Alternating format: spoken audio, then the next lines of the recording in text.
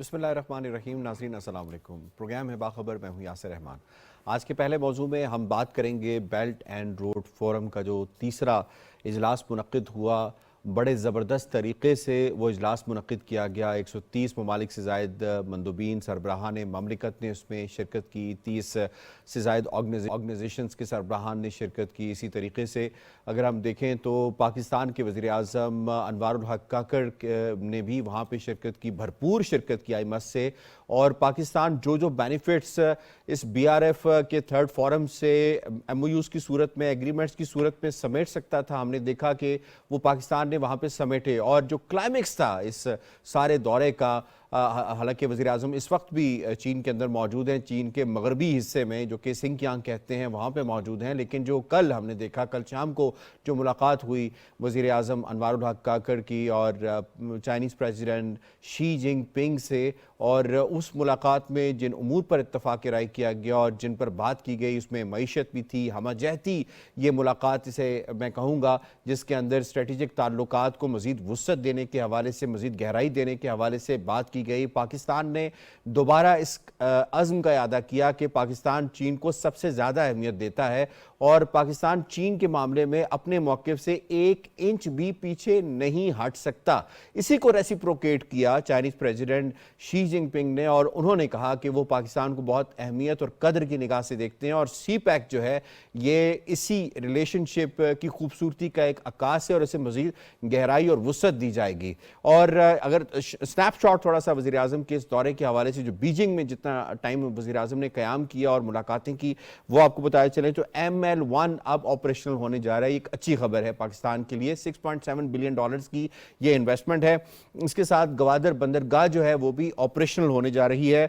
20 معاہدوں اور MOUs کے اوپر بالعموم جو ہے وہ دستخط ہوئے ہیں، مفاہمتی یادداشتوں کے اوپر دستخط ہوئے ہیں. $2 ارب کی چینی سرمایہ کاری بھی پاکستان آ رہی ہے. کنسورشیم کے تحت $1.5 بلین کی جو ہے ایک ریفائنری پاکستان میں لگے گی، جو پاکستان میں جو ریفائنڈ آئل ہے اس کی جو کاسٹ ہے اور مزید کم کر دے گی اور پاکستان کے لیے بہت اچھا ہوگا. اسی طریقے سے جن شعبوں میں MOUs سائن ہوئے ہیں ان میں کامرس ہے، تجارت ہے، مواصلات ہے، غذائی تحفظ و تحقیق ہے، میڈیا تبادلے ہیں، خلائی تعاون ہے، پائیدار شہری ترقی ہے، موسمیاتی تبدیلی ہے، اور ویکسین کے شعبے میں MOUs سائن ہوئے ہیں جو بڑی اہمیت کے حامل ہیں.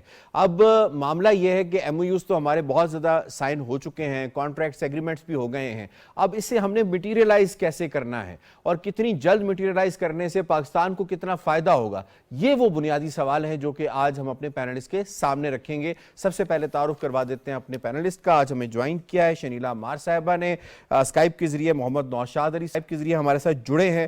اسلام آباد اسٹوڈیوز میں ہمارا ساتھ دے رہے ہیں ڈاکٹر فاروق عادل صاحب، ڈاکٹر طاہر نعیم ملک صاحب. لاہور اسٹوڈیوز سے آغا اقرار ہارون صاحب اور سجاد انور صاحب نے ہمیں جوائن کیا. تمام پینلسٹ کو ہم خوش آمدید کہتے ہیں. پہلا سوال ہوگا شنیلا صاحبہ آپ سے.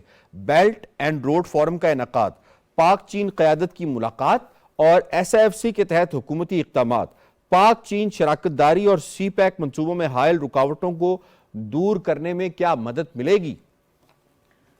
یاسر دیکھیں، جو بیلٹ اینڈ روڈ فورم کا فلیگ شپ پروجیکٹ ہے نا وہ سی پیک تھا. اس کے تحت پاکستان کے اندر $62 ارب جو تھا اس کی سرمایہ کاری آنی تھی، اور یہ 3 میں ڈیوائیڈ کر دیا ہوا کہ 2020 میں پروجیکٹ ختم ہونے تھے، 2025 میں، پھر 2030 کے اندر جا کے انفراسٹرکچر میں آنا تھا، آپ کے انرجی کے اندر انویسٹمنٹ ہونی تھی، اور اس کے علاوہ زراعت کے اندر آپ کی ہونی تھی، اکنامک زونز بننے تھے.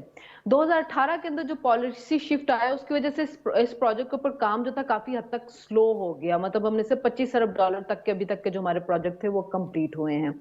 اکنامک زون 9 بننے تھے لیکن سے 2 کے اوپر جو ہے وہ کام آپ کا ہوتا ہوا نظر ہے، باقی رکے ہوئے ہیں. تو اب اس جو سے فائدہ اٹھانا تو یہی ہے کہ ہمارے اندر ملک کے اندر انڈسٹری جو ہے نا اس کے اندر زیادہ سے زیادہ سرمایہ کاری ہونی چاہیے. دیکھیں جو بیلٹ اینڈ روڈ فورم تھا اس کے اوپر بہت زیادہ تنقید جو یورپ امریکہ سے کی جا رہی تھی وہ یہی تھی کہ جی یہ ایک ڈیٹ ٹریپ ہے جس کے اندر چائنا لوگوں کو پھنسا رہا ہے. तो अब जो प्रेसिडेंट शी जिनपिंग है उन्होंने कहा कि अगर आपको ये चीजें ये ऐसा लगता है तो हम बराह रास्त आपकी इंडस्ट्री के अंदर भी सरमायाकारी करने के लिए तैयार है। एक पॉलिसी शिफ्ट उनकी इस पॉलिसी के अंदर है जिससे पाकिस्तान बहुत ज्यादा फायदा उठा सकता है। देखें, हमारे मुल्क के अंदर तनकीद सबसे ज्यादा यही होती थी कि कोई भी सरमायाकारी आती है तो रेड टेपिज्म और ऑफिस के मामलात और इन झंझटों में फंस जाती है।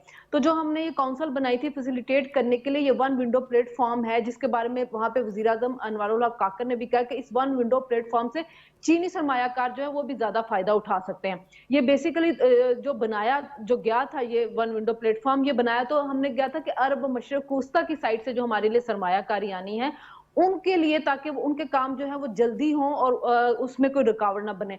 और जो सी पैक था उसके लिए तो हमारी प्लानिंग कमीशन जो मिनिस्ट्री थी उसके तहत इनके प्रोजेक्ट मुकम्मल किए जाते, लेकिन चूंकि अब उनकी पॉलिसी में भी शिफ्ट आया चाइना की कि वो इंडस्ट्री के अंदर ज्यादा से ज्यादा सरमाया करने के लिए तैयार हैं, तो हमें अपने उन इकोनॉमिक जोन्स जिनके ऊपर काम नहीं हो रहा था उनको एक्टिवेट करना होगा।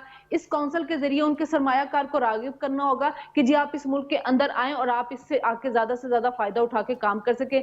अब आगे हमें ज़राअत में भी चाहिए होगा, हमें कम्युनिकेशन में चाहिए होगा, हमें जो ग्रीन एनर्जी है उसके अंदर इनकी मदद चाहिए होगी। देखें, ज़राअत में मदद चाहिए होगी और उसमें जितनी हम अपनी इनकलाब ला सकेंगे वो हमें चाइना की तरफ एक्सपोर्ट करने में मदद करेगी और अरब ममालिक को मशरिक वस्ता की तरफ भी एक्सपोर्ट करने में मदद करेगी। हमने अब अपनी एक्सपोर्ट को बढ़ाना है, इंफ्रास्ट्रक्चर को बिल्ड तो कर लिया, लेकिन जो एक्सपोर्ट की तरफ जाना है उससे बहुत ज्यादा हम फायदा उठा सकते हैं।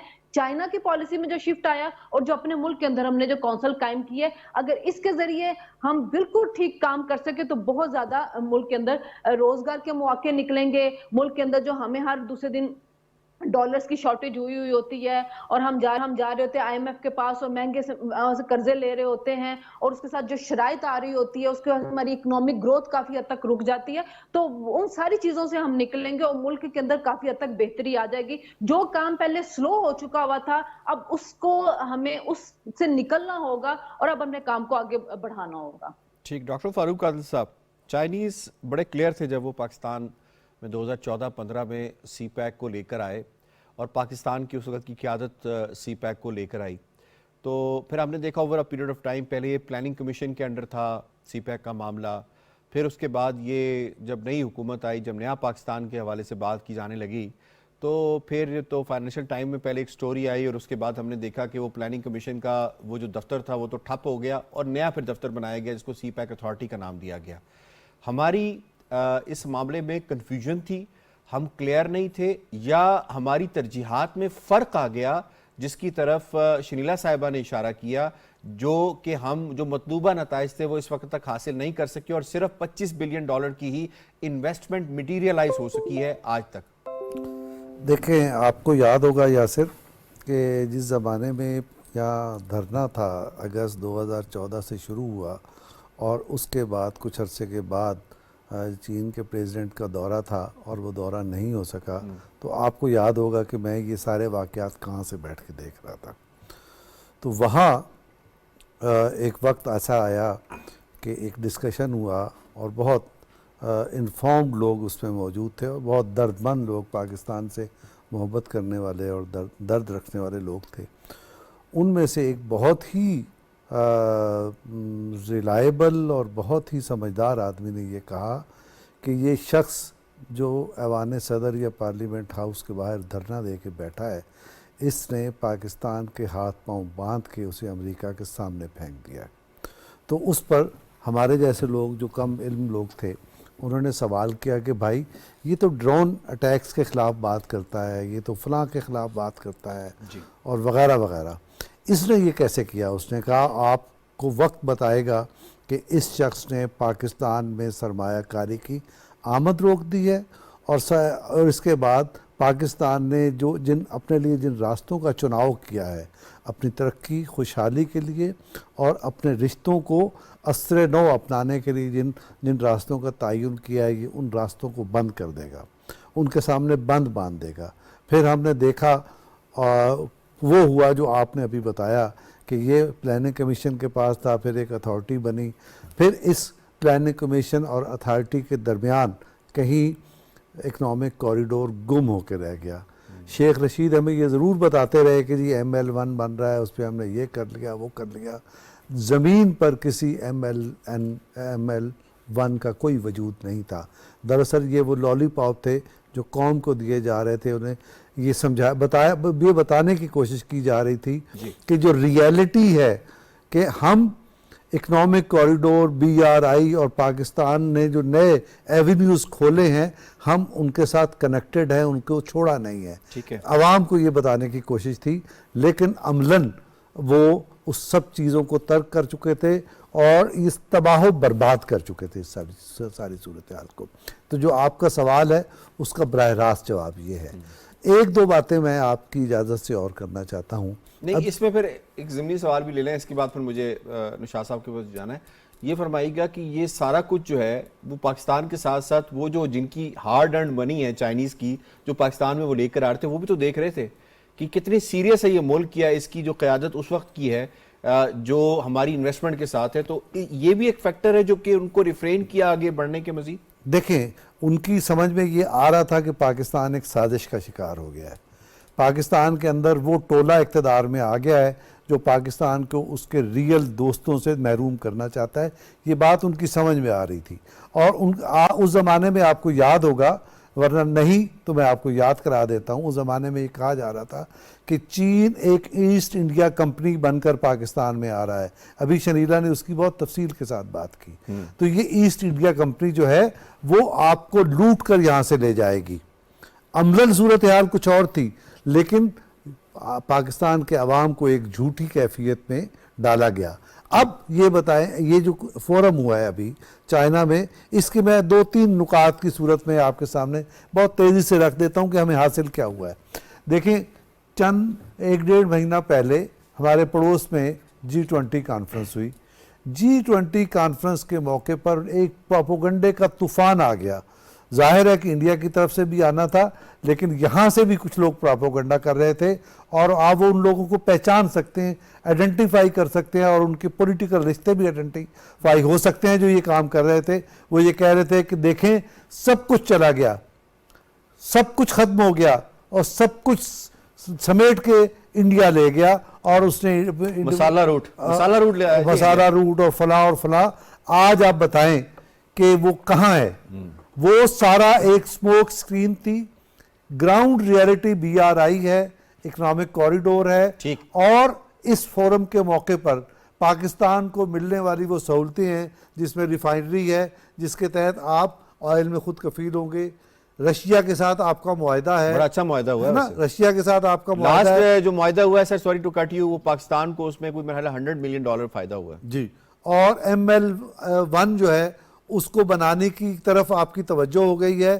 اور اس کا 100 باتوں کی ایک بات یہ ہے کہ مستحکم پاکستان کی بنیاد رکھ دی گئی ہے, اور پاکستان سب ہمارے دوستوں کی کوشش یہ ہے کہ پاکستان اس بحران سے نکل کر اپنے اصل کردار کی طرف آئے. جناب نوشاد صاحب, سر بتائیے گا جو روڈ بلاکس پاکستان کے اندر تھے یا ابھی بھی ہیں, جن میں ریڈ ٹیپزم بہت زیادہ ہے, یعنی ایک بزنس کو قائم کرنے کے لیے کوئی کہتے ہیں کہ 100 کے قریب آپ کو جو ہے نا وہ NOCs اور پھر جو ہے وہ کلیئرنسز چاہیے ہوتی ہیں, تو کس حد تک یہ جو SIFC قائم کیا گیا ہے یہ اب معاون ثابت ہوگا اور ان تمام روڈ بلاکس کو کلیئر کرنے میں اور چائنیز انویسٹمنٹ کی راہ ہموار کرنے میں یہ شامل ہوگا؟ اور آپ کو یہ بھی بتاتے چلیں اس سوال کے اندر کہ قطر بھی اب شامل ہو رہا ہے سی پیک میں.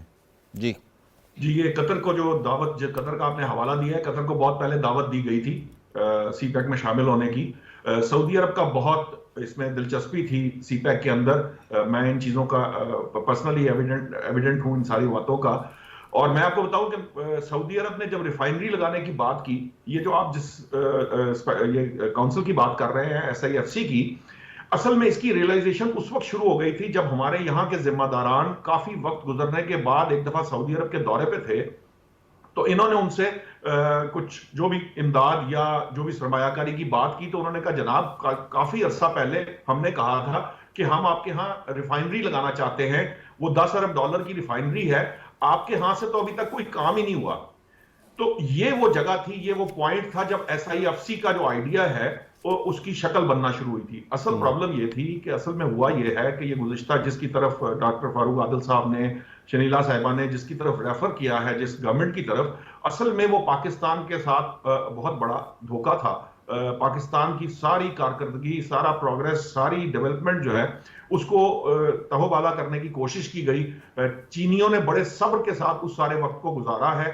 اور اب جو بات یہ ہو رہی ہے، اب جو سچویشن ہے، میں اس کی تفصیلات میں نہیں جانا چاہتا، یہ زیادہ پرابلمٹک ہیں، لیکن یہ انڈرسٹوڈ بات ہے. اب آیا ہے concept the whole government. The whole government کا مطلب یہ ہے کہ ونس جب آپ SIFC کی بات کرتے ہیں تو اس کا مطلب یہ ہے کہ چاہے کو پاکستان کا کوئی صوبہ ہو، چاہے ضلعی حکومت ہو، چاہے وہ جو آپ 100 NOCs کی بات کر رہے ہیں، وہ ون ونڈو آپریشن کے تحت ایک جگہ سے پوری کی پوری حکومت جو ہے وہ ایک جگہ بیٹھ کر یہ سارا معاملہ کلیئر کرے گی اور سرمایہ کاری کو اٹریکٹ کرے گی. آپ دیکھیے کہ دنیا کس لیول پہ پہنچ گئی ہے کہ اگر میں یہاں پاکستان میں بیٹھ کے امریکہ میں اگر کوئی کمپنی بنانا چاہوں تو یہ 5 منٹ کا کام ہے جو میں انٹرنیٹ کے ذریعے کر سکتا ہوں. یہ اتنا آسان ہو چکا ہے، لیکن اس کے باوجود ہمارے ہاں یہ ریڈ ٹیپزم ہے.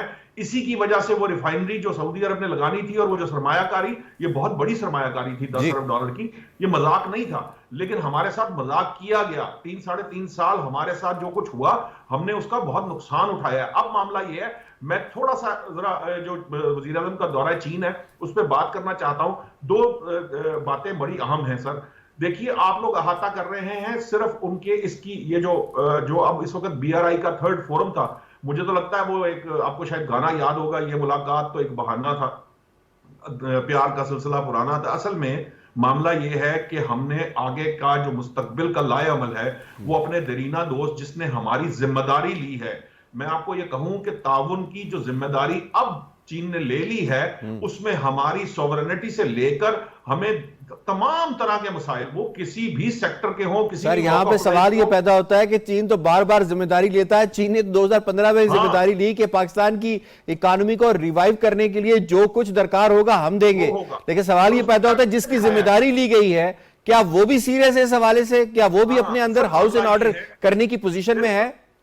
بالکل، یہ جو میں بات کرنے لگا تھا کہ دیکھیے اب مسئلہ کیا تھا. پہلے بھی جو پرابلمز آئے ان کے پیش نظر اب جو ریئلائزیشن ہوئی ہے پالیسیز کے تسلسل میں، اور یہ جو SIFC قائم کی گئی، اس کا بھی مقصد صرف اور صرف یہی ہے کہ وہ تمام چیزیں جو ہمارے ہاتھ میں بہتر ہیں ان کو مٹیریلائز کیا جا سکے ان ٹائم.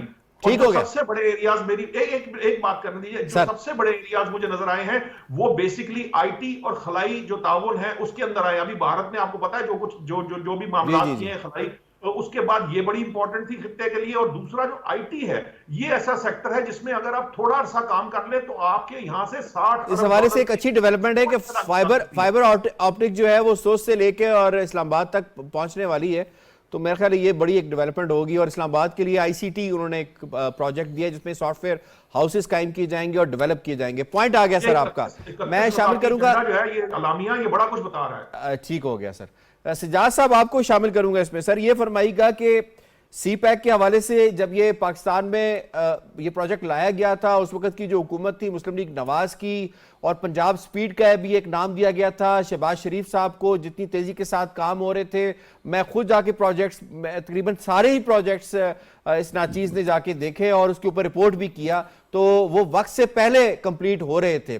پھر اچانک سے ایسا کیا ہوا؟ کیا یہ سوچی سمجھی سازش کا شکار ہوا، یا یہ جو چین بات کرتا ہے بار بار کہ نہیں بزنس ایز یوزول چل رہا تھا، کووڈ کی وجہ سے سلو ڈاؤن ہوا؟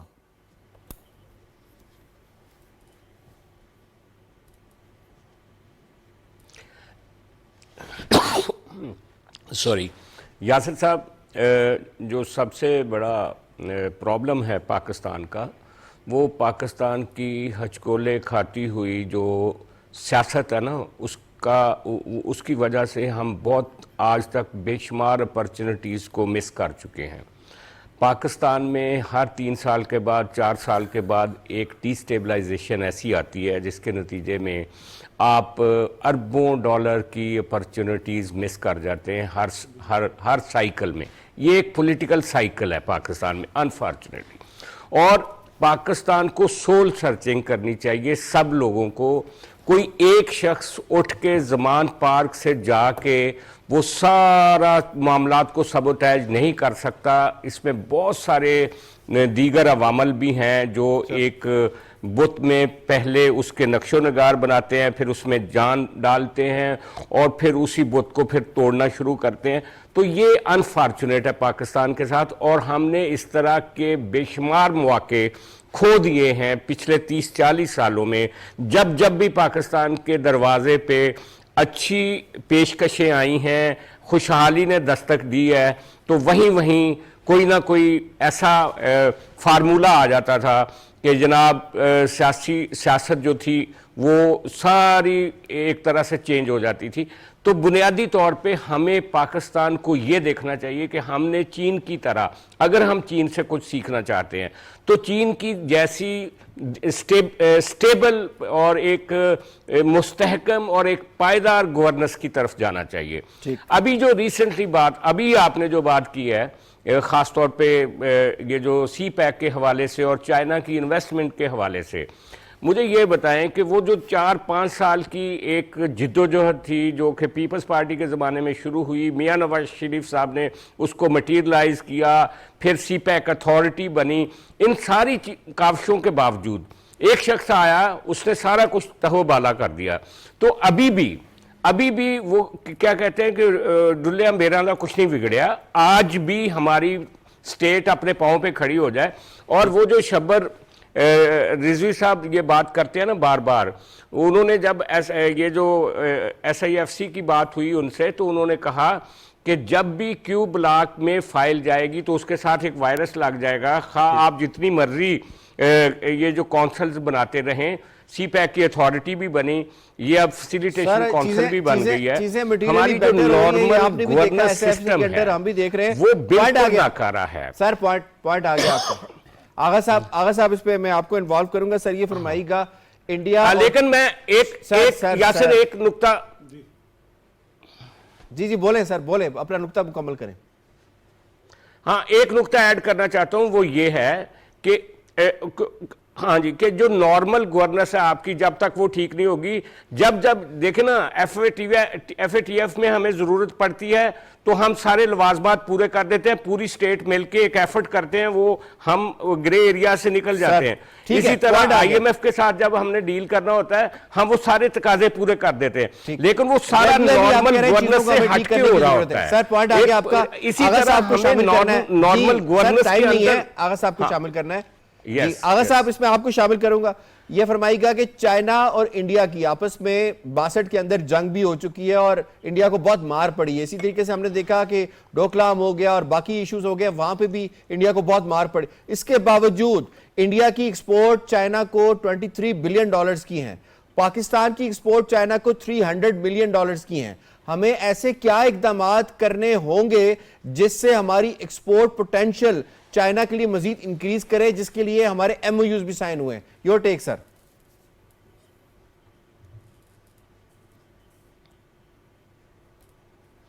بہت شکریہ. آپ نے یاسر صاحب ایک بہت امپورٹنٹ کویشچن کیا ہے جو باقی باتوں سے بہت ہٹ کے, کہ مسئلہ ہماری کیپیسٹی بلڈر کیا ہے. ہماری کیپیسٹی ہے نہیں. یعنی کہ عام لفظوں میں اگر یہ بتائیں کہ اگر چائنا ہمیں یہ کہتا ہے کہ چلو کچھ نہ دو, ہمیں گدے ہی جو ہے وہ ایکسپورٹ کر دو, تو ہمارے پاس گدے بھی ایکسپورٹ کرنے کے لیے نہیں ہوتے ہیں. یہ میں قانونی بات کر رہا ہوں, کرتے ہیں. ہماری کیپیسٹی ہے ہی نہیں, کیونکہ ہم نے کسی چیز کے اوپر کام کیے. سر بڑھانے کیسے ہے, بتائیں نا, بڑھانی کیسے ہے؟ بہت جتنے چائنا ہم سے مانگتا ہے اتنے نہیں کرتے ہیں. اور اس کی ہاں جی میں یہی کہہ رہا ہوں, کیسے بڑھانی ہے؟ ہم نے ایسے ہی بڑھانی ہے کہ ملک میں ایک سسٹینیبلٹی ہونی چاہیے, ایک کنٹینیوٹی ہونی چاہیے. جب ایک گورنمنٹ آتی ہے وہ اپنا پورا سسٹم لے آتی ہے, جب اگلی گورنمنٹ آتی ہے وہ اس کے اونرشپ ہی نہیں دیتی ہے جو پچھلی گورنمنٹ نے کوئی کام کیا ہوتا تھا. سب سے بڑا تو پاکستان کا مسئلہ ابھی تک یہ رہا ہے. اور اگر آپ اجازت دیں, آپ نے اتنی باتیں آپ نے ساری سی پیک کی اور تمام یعنی کہ PTI گورنمنٹ اور پیپلز پارٹی گورنمنٹ اور PMLN کی, تو میں اس میں ایک چیز اور ایڈ کر دوں کہ ایک زمانہ آیا کہ سی پیک اتھارٹی جو بنائی گئی, اس کا جو ہیڈ تھا اس کی فیملی کا پورا بزنس ہی امریکہ میں تھا. تو کیسے وہ مجھے بتائے کہ how can you steer a Chinese ship with a I man someone who is in a other camp. تو وہ اتھارٹی کسی نے نہیں مانی. Everybody refused to accept that authority. لیکن ہماری حکومت کی, اس زمانے کی حکومت پی ٹی آئی کی ہاتھ دھرمی رہی کہ بندہ ہم نے یہی رکھنا ہے, کام کرنا ہے تو کرو, نہیں کرنا مت کرو. انہوں نے کہا پھر ہم نے بھی نہیں کرنا ہے. سر پوائنٹ آ گیا, ٹھیک ہے سر. اس سے کتنے سال ضائع ہوئے ہمارے؟ 3.25 سال.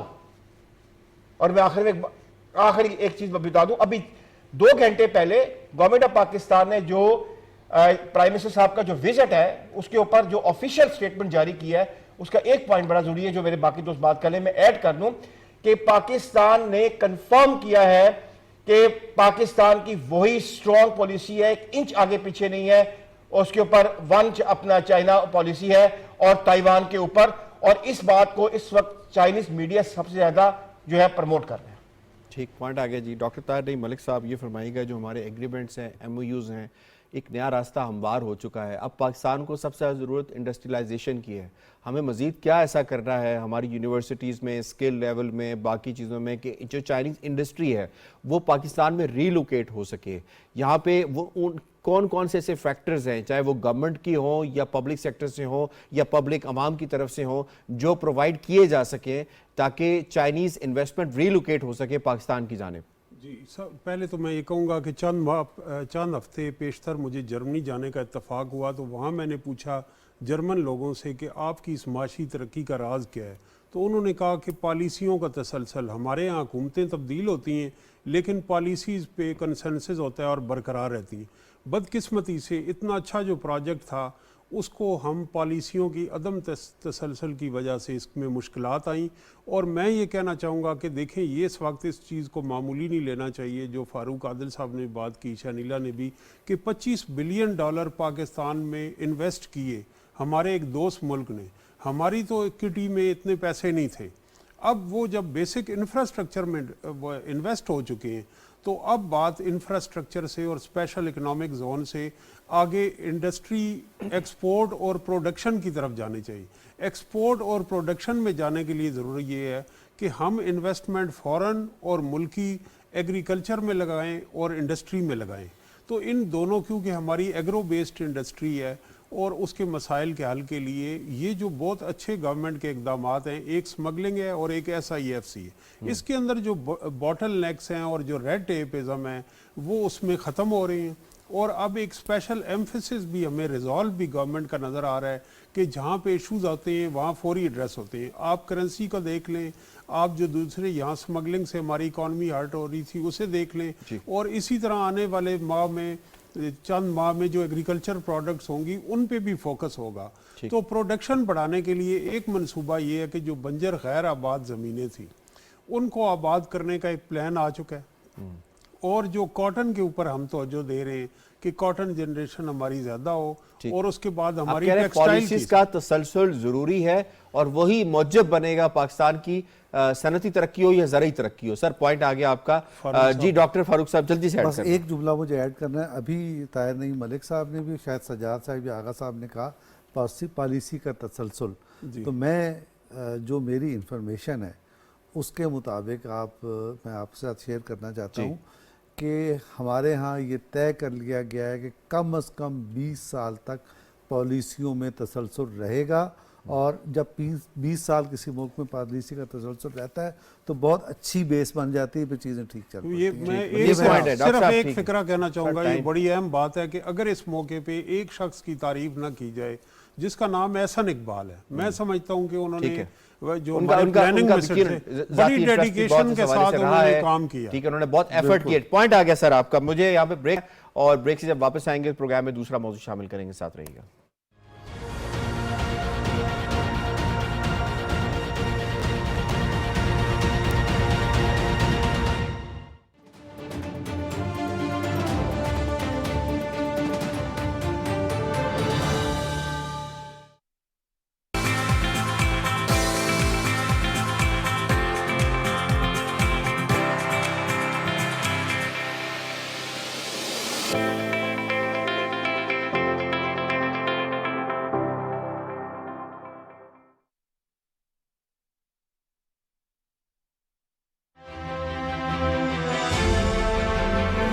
چین کے گیٹ سے ہم سرزمین پاک میں داخل ہوئے۔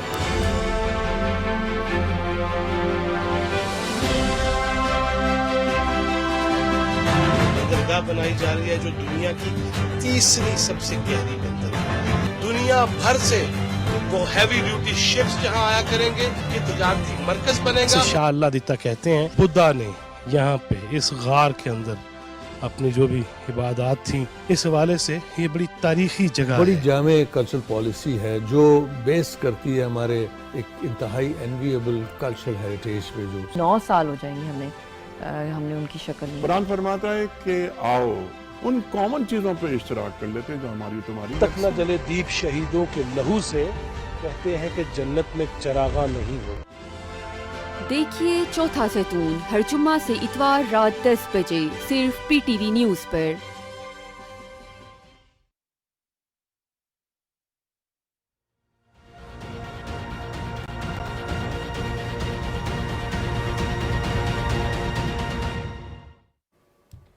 ویلکم بیک جی۔ انڈیا یہ سمجھ رہا ہے کہ شاید جو یہ بھی فلسطین اور اسرائیل کا معاملہ چل رہا ہے یہ ویگ دا ڈاگ ہو رہا ہے، دنیا اس کو جو انڈیا کی اپنی اٹراسٹیز اور جینوسائیڈ ہے سکھوں کے حوالے سے وہ بھول رہی ہے، لیکن کینیڈا کی حکومت اور کینیڈا کی جو آفیشلز ہیں اور اس کے جو اتحادی ہیں وہ اس کو نہیں بھولنے دے رہے، اور یہی وجہ ہے کہ ہر آئے دن جو ہے کوئی نہ کوئی ڈیولپمنٹ ہوتی رہتی ہے۔ 5 آئیز جو کہلائی جاتی ہیں، دنیا کی جو 5 بڑے ممالک کی انٹیلیجنس ایجنسیز ہیں، ان کا آپس میں ایک کنسورشیم کہہ سکتے ہیں یا کولیبریشن کہہ سکتے ہیں، ان کی طرف سے بھی اب بات ہونا شروع ہو چکی ہوئی ہے، ان کی طرف سے مصدقہ اطلاعات آنا شروع ہو چکی ہیں۔ تو جناب جو خالصتان تحریک کے سکھ رہنما پردیپ سنگھ نجر کا جو قتل کیا گیا، ہردیپ سنگھ نجر کا، اس حوالے سے کینیڈا نے بات تو کی، انہوں نے کہا کہ انڈینائبل ہمارے پاس ایویڈنسز ہیں۔ اس کے بعد پھر ہم نے دیکھا کہ باقی ممالک بھی بیچ میں آئے۔ اب آسٹریلیا نے باضابطہ طور پہ اس کی انٹیلیجنس چیف مائک نے یہ غیر ملکی خبر رساں ادارے اے بی سی نیوز کو انٹرویو میں انکشاف کیا ہے کہ کینیڈا کی جانب سے بھارت پر لگائے گئے الزامات درست ہیں، کسی بھی ملک کے شہری کا دوسرے ملک کے ہاتھوں قتل سنگین اقدام ہے۔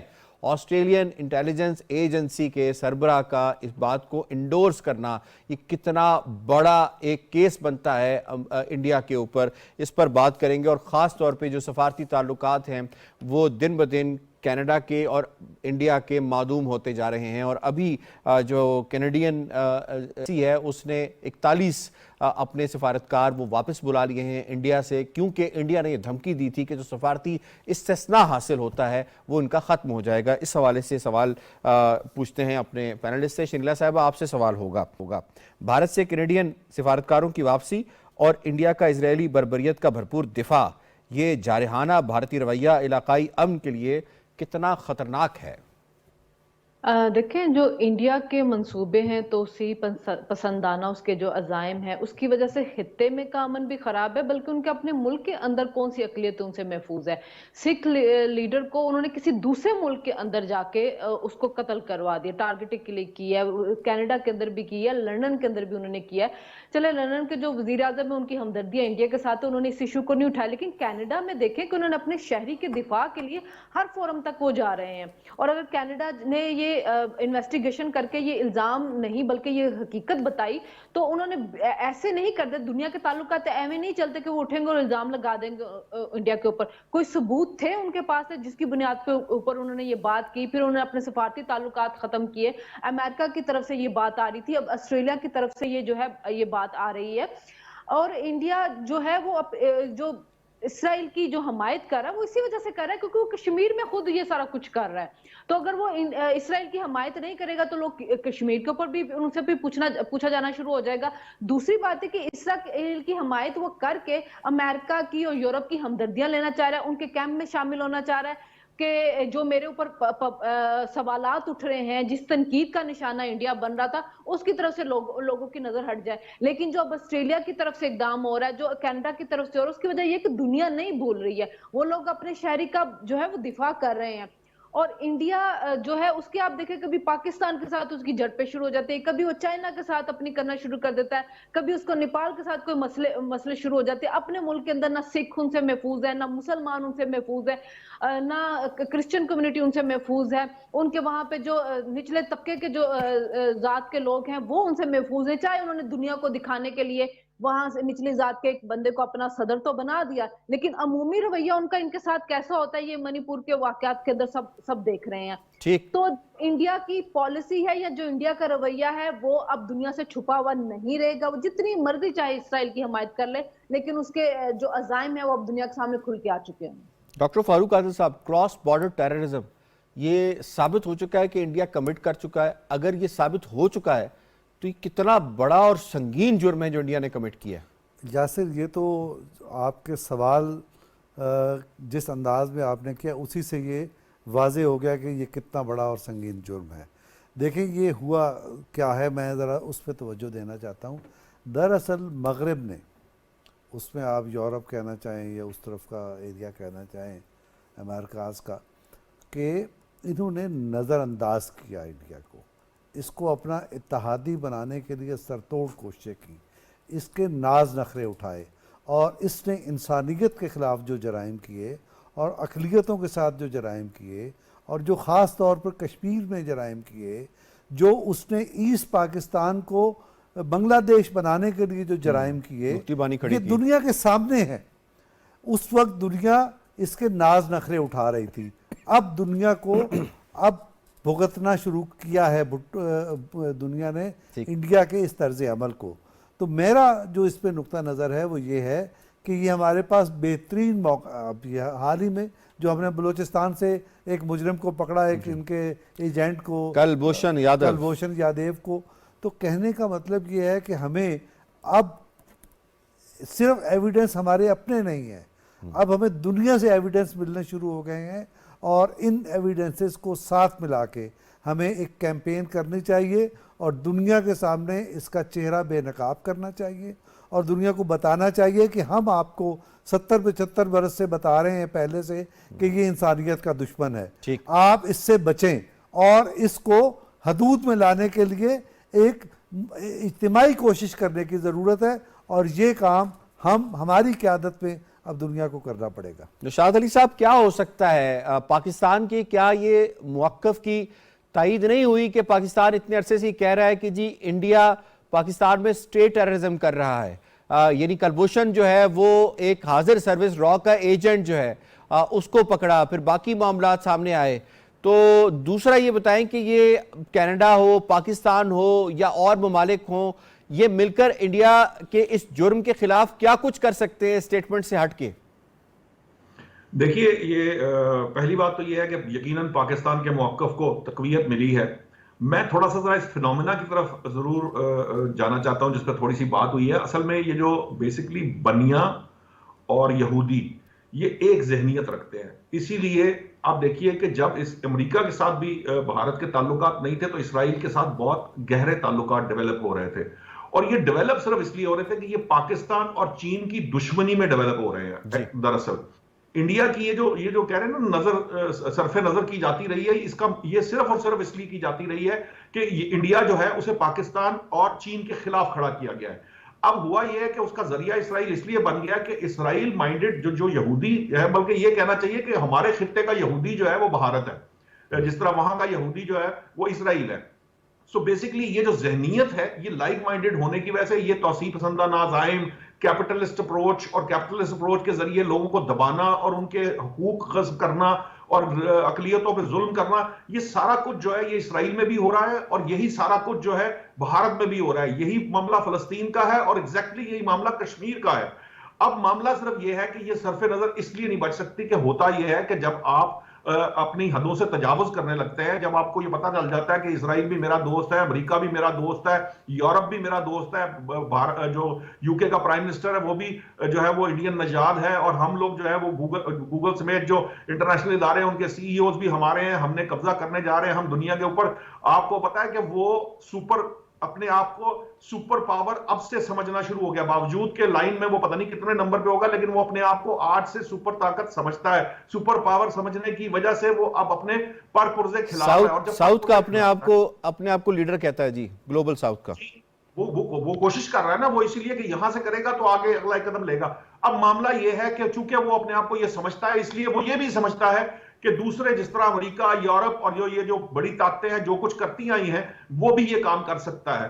لیکن دنیا اس وقت جس طرح کے معاملات کی طرف بڑھ رہی ہے, وہاں پہ جو لوگ اس جو کہتے ہیں ٹرائنگلز کا حصہ نہیں ہیں, وہ اس کو برداشت نہیں کرتے. اور وہاں کی جو ہیومن رائٹ تنظیمیں سر, اب کیا کچھ ہو سکتا ہے؟ آئی سی سی میں جایا جا سکتا ہے, آئی سی جے میں جایا جا سکتا ہے, ان کے اوپر پابندیاں لگائی جا سکتی ہیں, کیا ہو سکتا ہے؟ ابھی فی الحال شاید اس ایک مرڈر پہ تو یہ معاملہ نہ ہو, لیکن یہ اس کی بہت سی چیزیں اور بھی. سر, یہ تو سکھوں کا جنوسائیڈ ہو رہا ہے لندن میں بھی, جیسے کہ سنگلا صاحبہ نے ذکر کیا کہ وہ سکھ کو زہر دے کے قتل کیا گیا, کینیڈا میں جو مارا گیا, پھر کینیڈا میں ایک اور سکھ کو مارا گیا. ہاں جی, تو یہ جو مارا جا رہا ہے, یہ سارے کیسز اکٹھے ہو رہے ہیں, اور یہ اپنے لیے ٹریپ بنا رہا ہے. بھارت اپنی جو بدمست وہ ہاتھی ہوتا ہے نا, وہ اپنی بدمستی کے اندر جو یہ سارا کچھ کیے جا رہا ہے, اور الٹیمیٹلی اس نے جا کر ان دی اینڈ جو ہے وہ اس نے جنگلے میں ہی جانا ہے. اس کو اوپر پابندیاں لگنی ہی لگنی ہے, وہ آج نہیں تو کل ٹھیک ہے اس پابندیوں کا شکار ضرور ہوگا. ٹھیک پوائنٹ آ گیا سر آپ کا. سجاد صاحب, وہ ڈاکٹر راحت اندوری مرحوم نے ایک شعر کہا تھا, ان کی غزل میں سے میں آپ کو سامنے رکھتا ہوں. لگے گی آگ تو آئیں گے گھر کے ہی زد میں, یہاں پہ صرف ہمارا مکان توڑا ہی ہے. تو یہ بتائیے گا کہ ویسٹ کو کیا ابھی پتہ چلا ہے کہ ہم جو اکانومی ہر وقت یہ رٹ لگایا کرتے تھے اکانومی کی, یہ اکانومی نہیں ہے, یہ اکانومی کی آڑ میں بہت کچھ اور ہو رہا ہے.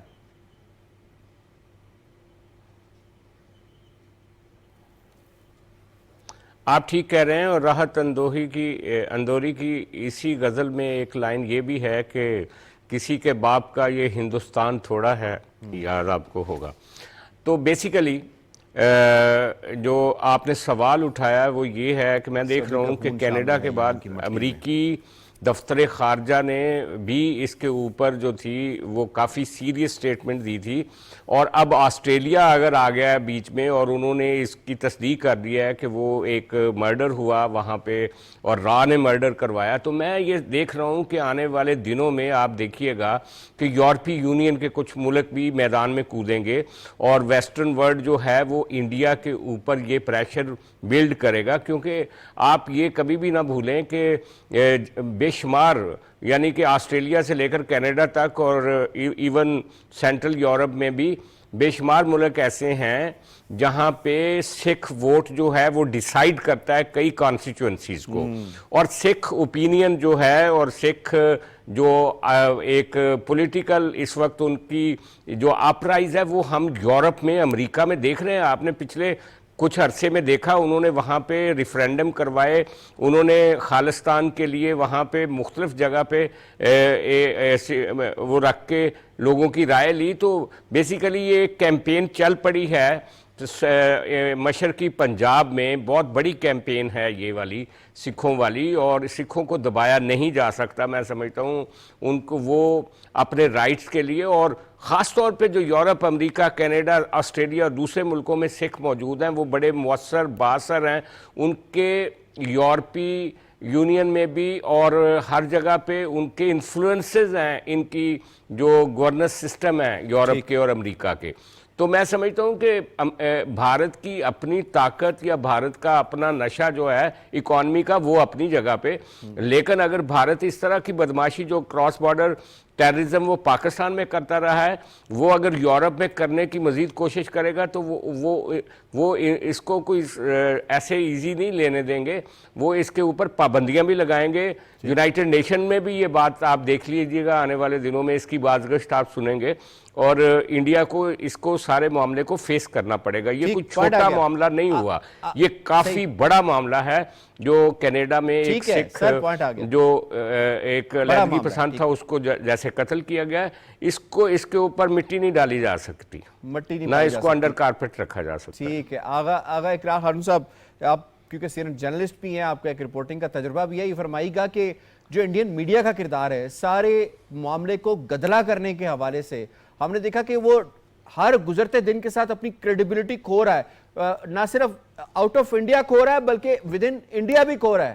تو ابھی جو لیٹسٹ سروے ہوا ہے اس کے مطابق بھی ایسے ہی ہوا. تو انڈین میڈیا کا جو کردار رہا ہے سارے معاملے کے اندر, بالخصوص گودی میڈیا کا, وہ کتنا جرنلسٹک نارم سے بالکل ہٹ کر ہے؟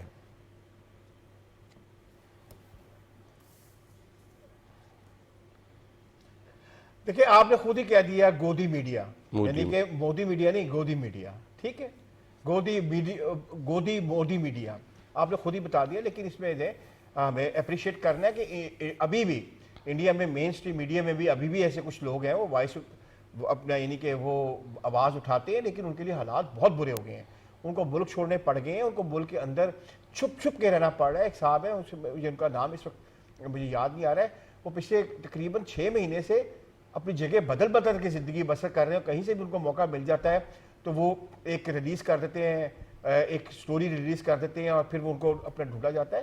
حالات بہت خراب ہیں انڈیا میں, اور انڈیا میں جو مین اسٹریم میڈیا ہے وہ سارا اونڈ ہے.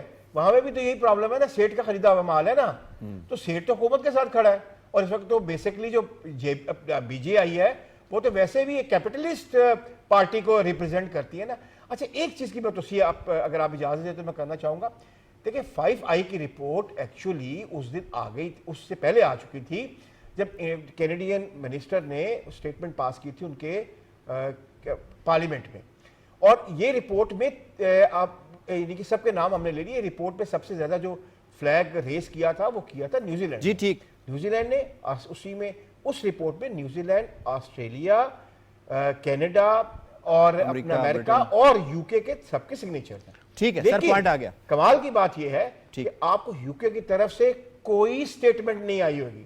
واحد ملک رہ گیا. کمال کہاں سے کمال ہوگا, وہ رشی بہت پہلے آ سناک چکی ہے, اب ٹٹ بٹس میں یہ رپورٹ چھپ رہی ہے اخباروں میں. سر پوائنٹ آ گیا. ڈاکٹر طاہر نعیم ملک صاحب, سر کوئکلی بتائیے گا سر کہ اس کو اب سیریسلی دنیا کو لینا چاہیے یا پھر یہ مزید اپنی توسیع پسندانہ عزائم کو کمپلیٹ کرنے میں جاری رہے گا اگر ایکشن نہ لیا گیا تو؟ ایک ملک یہ کہہ سکتا ہے کہ دوسرا ملک باعث ہے اور وہ مجھ پہ الزامات لگا رہا ہے, لیکن کینیڈا کو دیکھیں تو کینیڈا کی فارن پالیسی نیوٹرلٹی پہ بیسڈ ہے اور ان کا ٹریک ریکارڈ نہیں.